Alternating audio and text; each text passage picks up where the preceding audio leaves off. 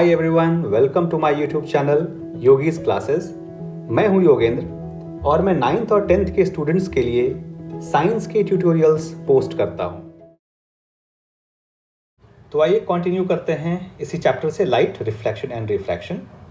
Last 2 classes में हम पढ़ चुके हैं reflection, image formation by plane mirror, image formation by concave mirror, convex mirror, refraction and refractive index. These topics have been covered in the previous classes already. आज हम क्या करने वाले हैं? In today's class, we are going to discuss these two topics: image formation by convex lens and image formation by concave lens. इसके अलावा mirror formula and lens formula के ऊपर भी डिस्कस करेंगे, इन दो टॉपिक्स के भी। आइए देखते हैं। तो let's begin with the question, what is a lens? Lens है क्या? तो in simple terms, a lens is a transparent object that refracts light rays such that they either converge or diverge to create an image. Image बनाने के लिए lens पे से गुजरने वाली लाइट रेज या तो एक पॉइंट पे कॉन्वर्ज कर जाती हैं, केंद्रित हो जाती हैं, डाइवर्ज हो जाती हैं, दूर चली जाती हैं एक दूसरे से। In simple term, actually a transparent material bound by 2 surfaces, जिसके 2 सर्फेसेज हों, ऑफ विच वन और बोथ सर्फेस आर स्फेरिकल। हो सकता है एक या दोनों ही सर्फेसेज स्फेरिकल हों, वही लेंस कहलाता है। तो लेंस के यूजेस क्या हैं, कहाँ यूज होते हैं लेंस? कई सारे ऑप्टिकल इंस्ट्रूमेंट्स ऐसे हैं, such as cameras, telescopes, microscopes, बहुत सारे ऐसे इंस्ट्रूमेंट्स हैं जिसमें बिसाइड्स रिफ्लेक्शन, रिफ्रैक्शन का भी इस्तेमाल होता है, राइट। इनफैक्ट ह्यूमन आई में भी जो लेंस है आपका कॉन्वेक्स लेंस है, कॉन्वर्जिंग लेंस है, जो आपके रेटिना पे, आइज के रेटिना पे एक रियल एंड इन्वर्टेड इमेज बनाता है।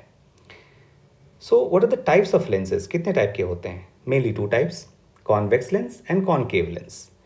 इन this case we are having a look at the 2 lenses. इनके दोनों ही सर्फेसेस ये biconvex lens and biconcave lens हमने ड्रॉ कर रखे हैं, ये पढ़ना है।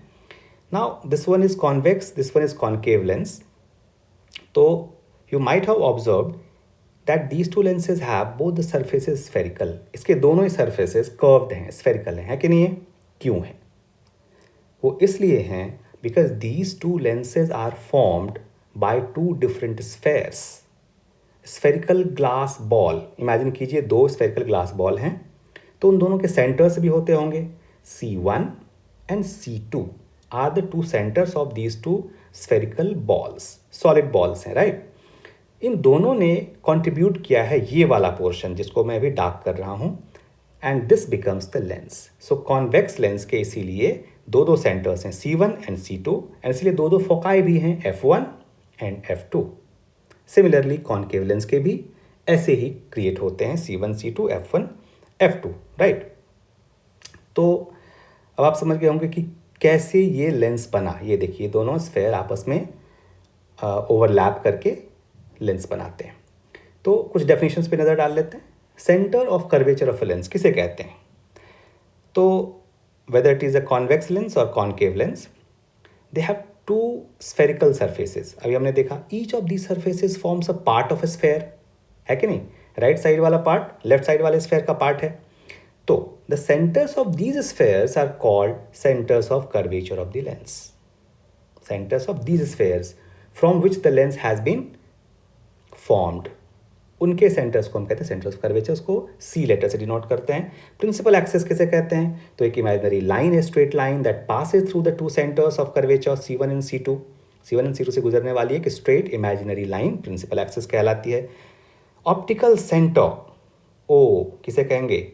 The central point of a lens is called its optical center. हर एक लेंस का एक सेंट्रल पॉइंट है, हमें सुविधा होती है रे डायग्राम्स ड्रॉ करने के लिए, उस हिसाब से भी।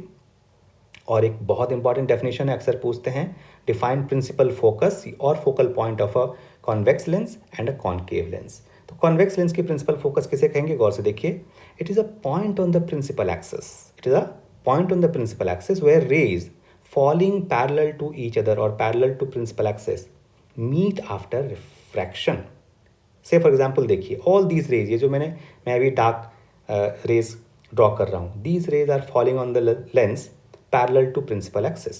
What will happen after refraction?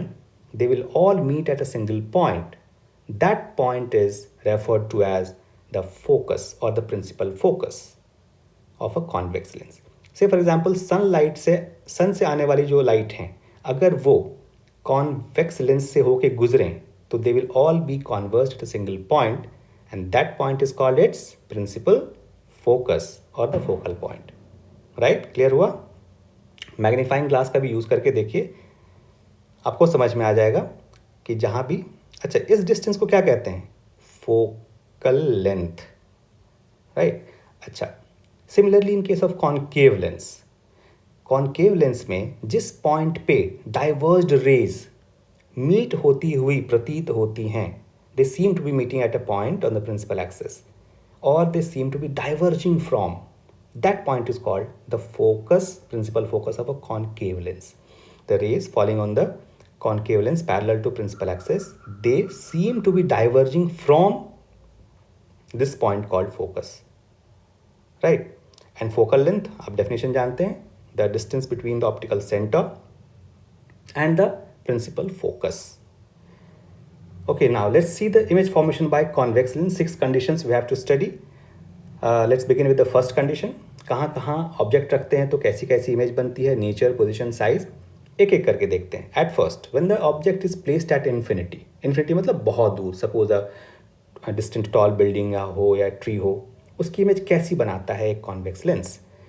तो फर्स्ट केस में when the object is placed at infinity, the rays coming from such an object always fall on the lens parallel to principal axis. Like this, you have to draw this ray diagram. ऐसे ड्रॉ करना है, देख लीजिए, parallel to principal axis हमेशा मान लिया जाता है, क्योंकि बहुत दूर जब ऑब्जेक्ट हो तो.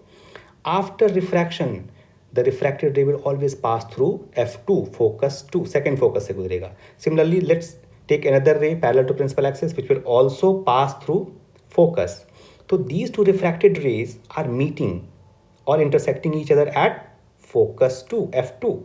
Right, so image will be formed right at the focus. What kind of image it is? Nature कैसा होगा? Real and inverted. रियल क्यों? क्योंकि it has been formed by the intersection of the refracted rays in reality, सचमुच एक दूसरे को meet कर रही हैं. पोजीशन क्या होगी? एट F2, सेकेंड फोकस पे, और size highly diminished. In fact point size बनेगी बहुत छोटी.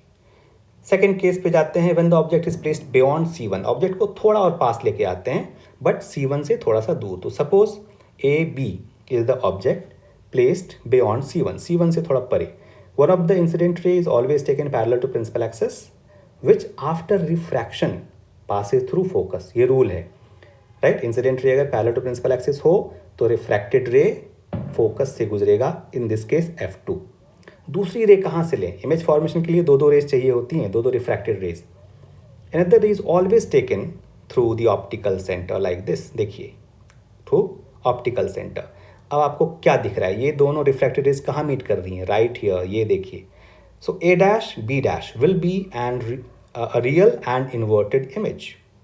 इन्वर्टेड क्यों? उल्टी बनी. उल्टी कैसे हमने समझा? Because it has been formed below the principal axis. Principal axis के नीचे बना, इसीलिए इन्वर्टेड. पोजिशन क्या होगी? Between focus F2 and C2. Size कैसी बनी? ऑब्जेक्ट के मुकाबले स्मॉलर, है कि नहीं? देखिए, smaller than the object.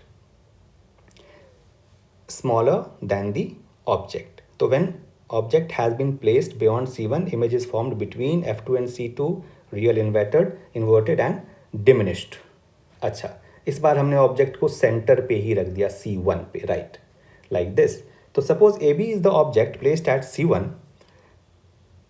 One of the incident ray that falls on the lens parallel to principal axis will pass through F2 after refraction. And as usual, another ray is always taken through optical center. Let us see. This refracted ray passing through optical center will go straight in its original path. Original path में सीधा ही चला जाएगा. अब ये दो refracted rays कहाँ meet कर रही हैं एक दूसरे को? Here, right here, at C2. तो A dash, B dash is the image. What is the nature? Real and inverted. Right, अब आप समझ गए होंगे रियल और इन्वर्टेड की meaning. What is the position? At C2. तो जब ऑब्जेक्ट C1 पे हो तो इमेज C2 पे बन जाती है, और सेम साइज की, जितना बड़ा ऑब्जेक्ट उतनी ही बड़ी इमेज बनेगी, राइट. तो let's move on to the fourth condition. When the object is placed between F1 and C1, AB is the object placed here. आपको ऐसे रे डायग्राम ड्रॉ करना है. तो एक रे हमेशा पैरेलल टू प्रिंसिपल एक्सिस लेते हैं जो रिफ्रैक्शन के बाद F2 से गुजर जाती है लाइक दिस, और दूसरी रे हमेशा ऑप्टिकल सेंटर से ले लेते हैं जो स्ट्रेट चली जाती है अपने रास्ते, because there is no deviation. If a incident ray passes through a lens through the optical center, it is supposed to pass through the lens without any deviation. Image बन गई beyond C2 A dash B dash real and inverted. कैसी image बनी? Nature, real and inverted. Position कहाँ बनी? Beyond centre of curvature C2, beyond C2. Size कैसी बनी? थोड़ी बिगर बनी है, राइट? ऑब्जेक्ट के मुकाबले बिगर, तो bigger than the object. Enlarged भी कह सकते हैं आप. एनलार्ज मतलब थोड़ी बड़ी. ये देखिए, ऐसे आपको तीन चीज़ें पूछते हैं. फिफ्थ कंडीशन, इस बार ऑब्जेक्ट को हम कहाँ रख देंगे? फोकस पे, F1 पे. तो when the object has been placed right at the F1, focus 1, AB, देखते हैं कहाँ बनती है इमेज. एक ray parallel to principal axis, incident ray which after refraction will pass through F2, और दूसरी रे ऑप्टिकल सेंटर से ये ले ली हमने like this, right, which will go straight.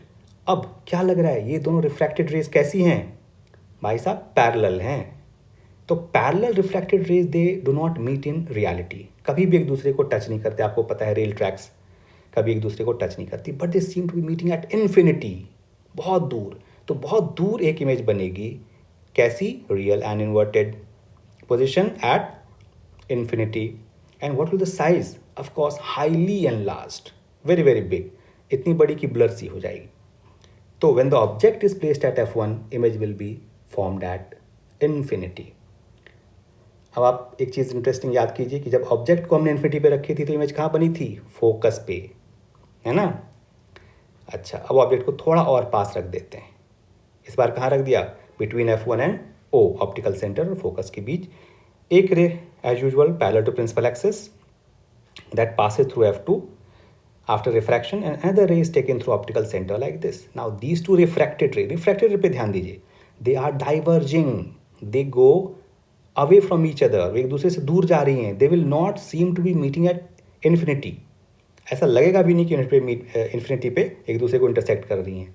ऐसे केस में हमें इन रेज को, रिफ्रैक्टेड रेज को पीछे की तरफ imaginarily we have to produce them backward, पीछे की तरफ डॉटेड लाइन से बढ़ाते हैं लाइक दिस. देखिए, जहाँ भी ये दोनों रिफ्रैक्टेड रेज इमेजिनरीली प्रोड्यूस करने के बाद एक दूसरे को इंटरसेक्ट करती हैं, इमेज वहीं बन जाती है. तो इन this case image will be formed between C1 and F1. What would be the nature? Virtual and erect. अब ये देखिए, erect क्यों बोला? क्योंकि प्रिंसिपल एक्सिस के ऊपर बनी है, above the principal axis. तो A dash B dash we have denoted the image. Dotted line से क्यों डिनोट किया? क्योंकि वर्चुअल इमेज है. वर्चुअल एंड इरेक्ट इमेज को हम डॉटेड लाइन से शो करते हैं. पोजीशन कहाँ बनी? Between C1 and F1. और साइज कैसी है ऑब्जेक्ट के मुकाबले? बड़ी की छोटी? ऑफ कोर्स बड़ी है. तो bigger than the object. Size कैसी है? Bigger than the object. तो 6 कंडीशंस पढ़ लिए हमने कॉन्वेक्स लेंस के. Convex lens is also called converging lens because mostly the rays passing through them converge at a point except for this last condition, right? अच्छा, यही वाला condition है, ये लास्ट कंडीशन जो हम पढ़ रहे हैं अभी, यही वाला कंडीशन है जब हम एक मैग्नीफाइंग ग्लास के तौर पे इस्तेमाल करते हैं कॉन्वेक्स लेंस का. when the object has been placed very close to the lens, एक बड़ी इमेज हमें दिखती है. आइए देखते हैं image formation bye concave lens. Concave lens कैसी इमेज बनाता है? 2 कंडीशंस पढ़ने हैं. पहला, when the object is placed at infinity, बहुत दूर रखें तो, से फॉर एग्जाम्पल सन रेज को अगर फॉल करवाएं किसी कॉनकेव लेंस पे तो क्या होगा? All the rays coming from the sun will fall on the lens parallel to principal axis which after refraction will diverge away, दूर चली जाएगी एक दूसरे से लाइक दिस. ये देखिए, जा रही है ना दूर एक दूसरे से, लेकिन ये दोनों तो मिलेंगे नहीं एक दूसरे से. तो we have to produce them backwards imaginarily, dotted line से पीछे की तरफ. किसको? सिर्फ रिफ्रैक्टेड रे को पीछे की तरफ हम जब डॉटेड लाइन से बढ़ाएंगे तो they will seem to meet at F1. तो जहाँ रेज मीट कर रही हैं या प्रतीत हो रही हैं मीट करती हुई, वही इमेज बनती है। कैसी इमेज बनी? Virtual and erect. वर्चुअल क्यों? Because they seem to be meeting, they are not intersecting each other in reality. Position क्या बनी? एट F1, फोकस 1 पे, और size highly diminished, point size बहुत छोटी बनी। तो सेकेंड केस क्या कहता है? इस बार ऑब्जेक्ट को हम कहाँ रख देते हैं? Between C1 and F1। In fact कहीं भी रखें बट नॉट एट इन्फिनिटी, तो हमेशा देखिए कैसी बनेगी। तो AB is the object, one of the रे, incident ray, falling on the lens parallel to principal axis will diverge away, but it will diverge in such a way that when produced backward will meet at focus F1। दूसरी रे कहाँ से लें? Optical centre से, like this. तो optical centre से गुजरने वाली कोई भी रे स्ट्रेट चली जाती है अपने पाथ में, जैसे देखिए। अब ये दोनों रेज कहाँ मीट करती हैं? ये देखिए, बिटवीन F1 एंड O। ये छोटी सी इमेज बन गई, A डैश B डैश। कैसी इमेज बनी? What is the nature? Virtual and erect. Virtual and erect. Position कहाँ बनी? Between F1 and O। Optical centre और फोकस 1 के बीच बन गई। साइज दिख ही रही है, छोटी है। पूछना क्या है? तो कॉनकेव लेंस कभी भी बड़ी इमेज नहीं बनाता, हमेशा छोटी इमेज बनाता है। वर्चुअल एंड इरेक्ट ही बनाता है, and in the range of the focal length F1 and O के बीच। Now let's begin with this एक important topic, power of a lens. What is the power of a lens? It is the ability of a spherical lens to converge or diverge the rays of light passing through it. तो power किसे कहेंगे? किसी भी lens की converging capacity या diverging capacity को हम कहते हैं उसकी पावर। इसको हम ऐसे डिनोट भी करते हैं, reciprocal of the focal length. Power of a lens is defined as the reciprocal of its focal length. इसको हम P से डिनोट करते हैं। तो इसको समझते हैं कि फोकल लेंथ और पावर में क्या रिलेशनशिप है। P is equal to 1/f। इस फॉर्मूले से कुछ न्यूमेरिकल्स भी आगे सॉल्व होंगे। इसको हम अच्छे थोड़ा समझते हैं। मान लीजिए suppose there are two lenses, एक थिक लेंस ले ली, एक थिन लेंस ले ली। दोनों डायग्राम आपको दिख रहा है। थिक लेंस का फोकल लेंथ, गौर कीजिए, छोटा है। थिन लेंस का, जो पतली वाली लेंस है, उसका फोकल लेंथ बड़ा है, ज़्यादा है, राइट। क्या लगता है इन दोनों में से किस लेंस का पावर ज़्यादा होगा? तो since power and focal length are inversely proportional, तो a lens which has smaller focal length will have greater power, क्योंकि कॉन्वर्जिंग कैपेसिटी इन दोनों लेंसेज में से किस लेंस की ज़्यादा है? देखिए, थिक लेंस की, मोटे वाले लेंस की। क्यों? उसकी फोकल लेंथ छोटी है, दूर से आने वाली सारी रेज को वो जल्दी ही कॉन्वर्ज कर देता है F2 पे। दोनों ही लेंसेज F2 पे कर रहे हैं, लेकिन फोकल लेंथ किसका बड़ा है? थिन लेंस का। इसीलिए उसकी पावर होगी लेस, क्योंकि पावर एंड फोकल लेंथ ये दोनों इनवर्सली प्रोपोर्शनल हैं। तो a lens which is thick, which has shorter focal length, will have more power to converge, and a lens which has longer focal length, larger focal length, will have lesser power. Clear हो गया आपको?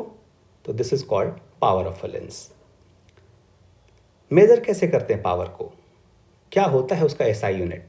SI unit of power is called dioptre, D, right. ये work energy वाला chapter का power नहीं है। What is one dioptre? कैसे define करें? तो one dioptre is the power of a lens whose focal length is 1 metre. Simple, एक lens चाहे वो कॉनकेव हो कॉन्वेक्स हो, जिसकी फोकल लेंथ 1 मीटर है, हम बोलेंगे उसका पावर भी 1 डायोप्टर है। कुछ इंटरेस्टिंग बात देखते हैं। The power of a convex lens is positive. क्यों positive? And that of a concave lens is negative. क्यों नेगेटिव? तो power of a convex lens is positive because focal length of the convex lens is positive. Convex lens का focal length कैसा लेते हैं हम? Positive लेते हैं। Sign convention में आगे मैं बताने वाला हूँ। और focal length of a concave lens कैसा लेते हैं हम? हमेशा नेगेटिव में लेते हैं, उसकी वैल्यू नेगेटिव में लेते हैं।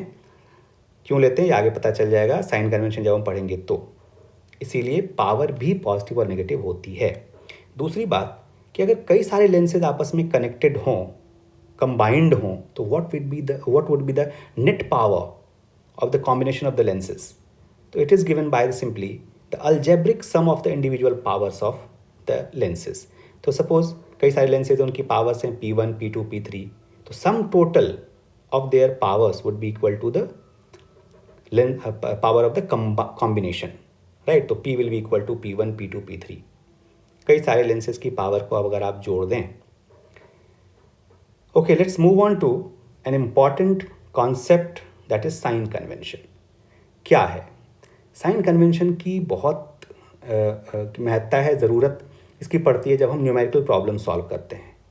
फॉर एग्जांपल, जब हम इन्हें ऑब्जेक्ट डिस्टेंस u या इमेज डिस्टेंस v या फोकल लेंथ वगैरह डिनोट करेंगे, उसकी वैल्यूज़ को हम पुट करेंगे फॉर्मूला में और न्यूमेरिकल प्रॉब्लम सॉल्व करेंगे, तो पॉजिटिव लें या नेगेटिव लें, कैसे लें, यही जानने के लिए साइन कन्वेंशन है। u क्या डिनोट करता है? ऑब्जेक्ट डिस्टेंस को। v क्या डिनोट करता है? v इमेज डिस्टेंस को। तो object distance, image distance, focal length positive होगा या नेगेटिव, कैसे जानेंगे? आइए देखते हैं। उसी के लिए कुछ रूल्स बनाए गए हैं जिसे हम कहते हैं sign convention. Focal length f, ये भी पॉजिटिव या नेगेटिव हो सकता है। तो कैसे? देखिए, rule number 1, all the distances should be measured starting from the pole. आपको पोल पे अपने स्केल का 0 पॉइंट सेट कर देना है और वहाँ से मेजर करना है। तो अगर आप पोल से लेफ्ट की तरफ मेजर करेंगे तो नेगेटिव, राइट की तरफ मेजर करेंगे तो पॉजिटिव। देखिए, तो पोल पे you have to start your distance, measuring your distance starting from the pole. So any distance measured from the pole towards left side is taken as negative. Any distance measured towards the right side of the pole will be taken as positive. The distance measured upright above the principal axis will be taken as positive, and any distance measured downward, vertically downward below the principal axis will be taken as negative. ये भी negative लेंगे, right. तो right side positive, upward positive, left side negative, downward negative.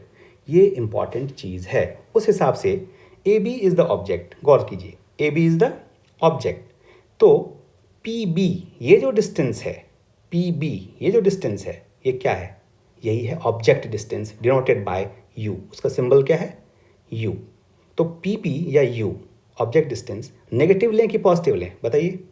Negative लेंगे। क्यों? क्योंकि it is measured towards left side from the pole, क्योंकि object किधर है? पोल से लेफ्ट साइड की तरफ है ना। सिमिलरली इमेज इस दिस केस में देखिए, अगर image A dash B dash image है, किधर की तरफ सिचुएटेड है? Towards left side of the pole.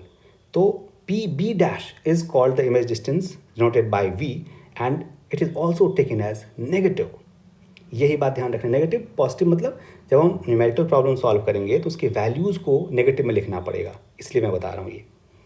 तो पोल से लेफ्ट की साइड में जो भी डिस्टेंस मेजर करते हैं वो नेगेटिव होता है, चाहे वो ऑब्जेक्ट हो चाहे इमेज हो।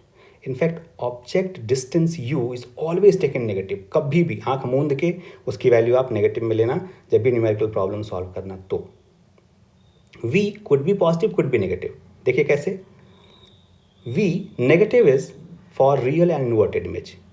Real and inverted image in case of mirrors are formed always towards left side.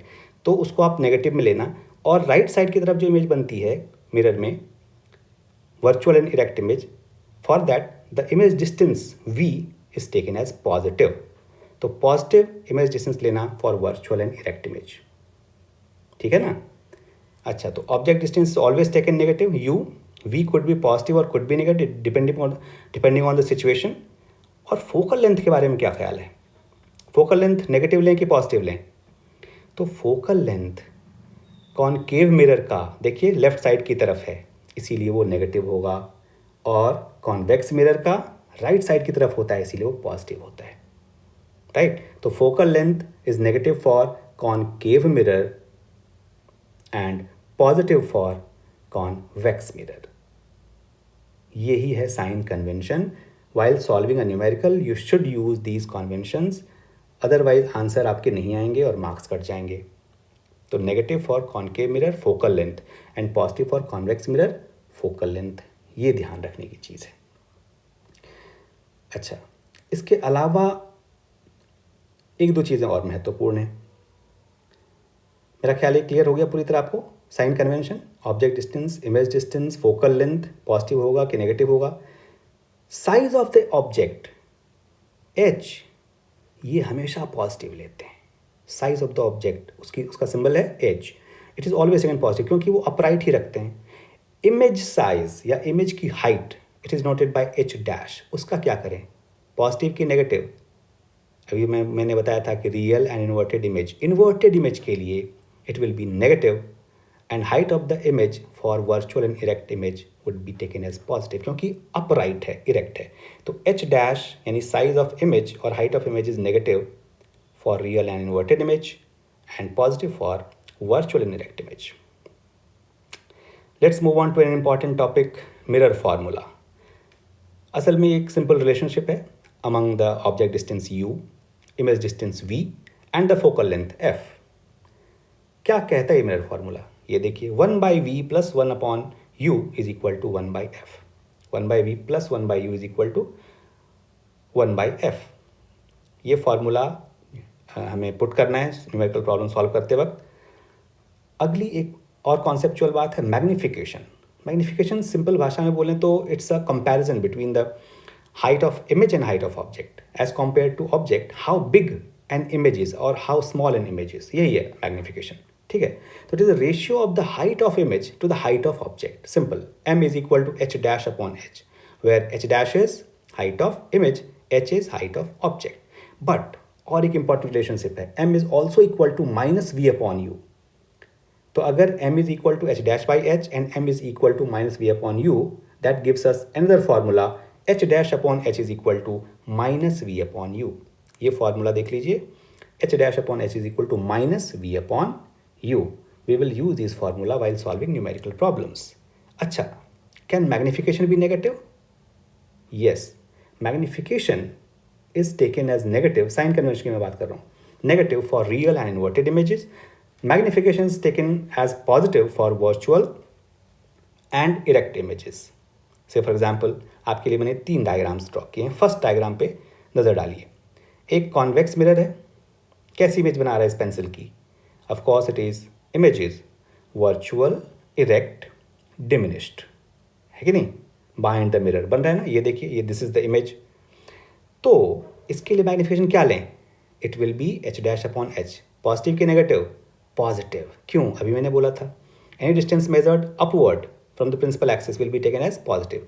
तो h तो पॉजिटिव है ही, h डैश भी पॉजिटिव है। आइए इस इन 2 डायग्राम्स पे नज़र डालें, डायग्राम नंबर 3 एंड 4 पे। थर्ड डायग्राम और फोर्थ डायग्राम दोनों में ही आप क्या देख रहे हो कि एक real and inverted image create हो रही है ना? तो m that is magnification for these 2 conditions would be negative, h dash upon h would be negative. क्यों? क्योंकि इमेज रियल एंड इन्वर्टेड है, प्रिंसिपल एक्सिस के नीचे बनी है।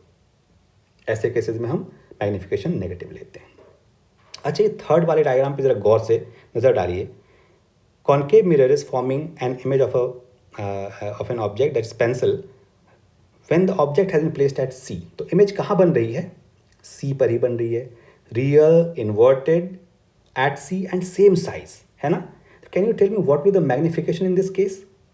इस पर्टिकुलर केस में मैग्निफिकेशन क्या होगी अगर आपसे पूछा जाए तो क्या बोलोगे?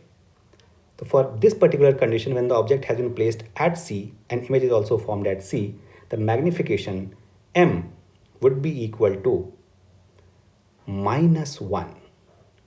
Why minus? Minus sign indicates that the image is real and inverted, and 1 indicates that the size of image is equal to size of object। पूछिए कैसे? तो मान लीजिए कि h डैश अपॉन h, तो एच डैश की size, H dash अगर 5 centimetre है और एच भी 5 सेंटीमीटर है, वो दोनों सेम है, they will cancel out, so the ratio would be 1। आप समझ गए? तो सेम साइज जब हो ऑब्जेक्ट और इमेज की तो मैग्निफिकेशन इज ऑलवेज 1। अच्छा, लेंस के लिए साइन कन्वेंशन क्या होगा?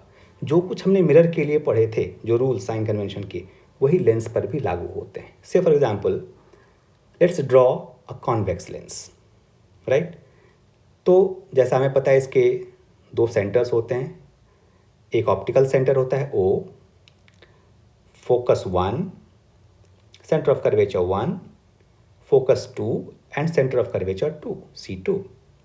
तो जब इमेज बनेगी इस लेंस से, तो ऑब्जेक्ट डिस्टेंस, इमेज डिस्टेंस वगैरह हम पॉजिटिव लें कि नेगेटिव लें? क्या साइन कन्वेंशन कहता है? Simple. Again any distance measure towards left side of the optical centre, यहाँ पे ऑप्टिकल सेंटर हम यूज करेंगे, is taken as negative. Any distance measure towards right side of the optical centre is taken as positive. And upward direction में कोई चीज़ बनेगी तो ऊपर की तरफ प्रिंसिपल एक्सिस से वो भी पॉजिटिव. एंड वर्टिकली डाउनवर्ड अगर कोई डिस्टेंस यानी कि साइज ऑफ इमेज यूजुअली वो नेगेटिव. तो आप समझ गए होंगे कि रियल एंड इन्वर्टेड इमेज अगर होगी तो मैग्नीफिकेशन नेगेटिव हो जाएगी इस केस में भी. लेंस फार्मूला, तो जैसे मिरर फार्मूला था वैसे ही एक इंपॉर्टेंट रिलेशनशिप लेंस फार्मूला भी है. This formula gives the relationship between the object distance u, the image distance v and focal length f. तो लेंस फार्मूला क्या कहता है? Simply 1/v minus 1/u is equal to 1/f, है ना. 1/v minus 1/u is equal to 1/f आपको learn करना चाहिए. What is magnification in this case? Same जैसा हमने पीछे पढ़ा. It is simply a ratio of height of image to the height of object. M is equal to h dash upon h. Define करें तो it is a ratio of the height of image and the height of object. It is represented by m. तो अगर size of image को हम h dash लेते हैं, size of object को h लेते हैं, तो it is simply h dash by h. But there is another important relationship. M is also equal to V by U. Lens के लिए V by U, मिरर के लिए M is also equal to minus V by U अगर आपको याद हो तो. तो M is equal to H dash by H and M is also equal to V by U. तो these two formula together give us a third relationship. H dash upon H is equal to V upon U. H dash upon H is equal to V upon U. इस फॉर्मूले को भी हम याद रखें. अच्छा, एक छोटा सा क्वेश्चन है. What will be the magnification produced by a convex lens, converging lens, when the object is placed at C1? अभी हमने पीछे डिस्कस किया था, बताइए, याद है? जब ऑब्जेक्ट C1 पे हो तो इमेज भी C1 पे ही बन जाती है, C2 पे बन जाती है, सॉरी. और उसका साइज क्या होता है? Same. So m in this case would be 1, magnification would be 1. But negative की पॉजिटिव, नेगेटिव की पॉजिटिव, नेगेटिव. क्यों? Because real and inverted image बनती है. तो when the object is placed at C1, image is formed at C2, same size, real and inverted. तो negative sign indicates that the image is real and inverted. और 1 क्या indicate करता है? 1 indicates that the size of object is equal to the size of image, है कि नहीं? ध्यान दीजिए. तो नेगेटिव साइन हम मैग्निफिकेशन की तब लगाएंगे जब इमेज रियल एंड इन्वर्टेड हो. अगर वर्चुअल इंटरेक्ट होता तो पॉजिटिव लगाते. ध्यान दीजिएगा मेरी बात पे. न्यूमेरिकल प्रॉब्लम सॉल्व करते वक्त ऐसे ट्रिकी क्वेश्चंस आते हैं. तो magnification produced by a convex lens would be -1 if the object is placed at C1. अच्छा, क्या मतलब होता है अगर मैग्निफिकेशन की वैल्यू लेस देन 1 हो? When the magnitude of the magnification of an object is less than 1, the image is smaller than the object. इसका ये मतलब हुआ सिंपल. फॉर एग्जाम्पल मान लीजिए कि magnification of 0.5, magnification produced by a certain condition is 0.5. 0.5 मतलब 1/2, half. क्या मतलब हुआ? इसका मतलब हुआ कि m is equal to h dash upon h, formula हमें पता है, is equal to 0.5. h dash upon h is equal to 0.5. इसका मतलब हुआ कि h dash upon h is equal to h dash will be equal to 0.5 h, है ना. Cross multiply कर दें तो h को उस side, which would mean that size of images h dash is 0.5 times h. अब 0.5 का क्या मतलब? हाफ. तो size of image is half the size of object, ये मतलब हुआ. तो जब इमेज छोटी हो तो मैग्निफिकेशन लेस देन 1 होती है, like 0.5. When the magnitude of the magnification is greater than 1, एक से ज़्यादा हो, 1 2 थ्रू 2 3 4 5 कुछ भी, लार्जर देन 1 हो तो क्या मतलब हुआ? लार्जर देन यूनिटी हो तो क्या मतलब हुआ? इसका मतलब हुआ कि इमेज इज बिगर. कैसे? Suppose magnification produced by a certain condition by the lens is 2, तो m is equal to h dash upon h. तो अगर मैग्निफिकेशन 2 है, इसका मतलब है h dash upon h is 2, which implies that 2h is equal to h dash. यानी image की size object की साइज की डबल है. Size of images double the size of object, ये मतलब हुआ। तो मैग्निफिकेशन 1 हो तो सेम साइज, इसका मतलब है 1 से लेस हो, 1 से कम हो तो इमेज छोटी है, 1 से ज़्यादा हो तो इमेज बड़ी है। ऐसे कॉन्सेप्ट्स ही इम्पॉर्टेंट होते हैं। तो आज की क्लास में इतना ही। अगली क्लास में हम कोशिश करेंगे सॉल्व करने की some of the numerical problems based on mirror and lens formula. Okay, अगर आपको मेरी वीडियो अच्छी लगी हो, यूजफुल लगी हो, तो प्लीज़ लाइक ज़रूर करें, सब्सक्राइब करें और शेयर भी करें। अगर आपको कोई भी डाउट हो, कोई भी क्वेश्चन हो तो कमेंट बॉक्स में ज़रूर लिखें।